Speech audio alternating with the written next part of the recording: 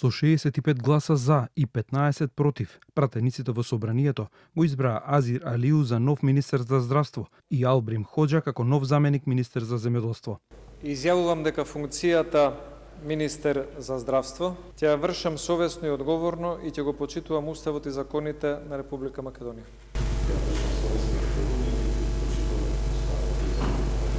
На ова предходеше собраниска дебата, на која изборот на Алиу за министер за здравство од опозицијата беше критикуван и посочен како некомпетентен за ресорот здравство, додека пак од страна на премиерот Мицкоски беше образложено дека за модернизација и менаџирање на здравството тој е најдобриот избор и дека ќе има силна поддршка од него на оваа функција, а заменик министерот за земјоделство го познавал теренот.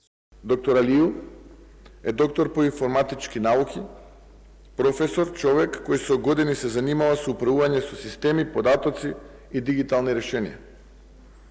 Во време кога некои држави со еден клик добиваат диагноза, ние се уште трчаме од шалтер на шалтер. Време е тоа да се промени.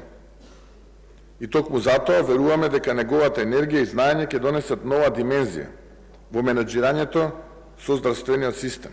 Денеска излеговте со ново име. Првото што требаше да го направите, требаше да изразивте јавно благодарение за господинот Тарабари. Важно наш приоритет ќе биде дигитализација на здравството.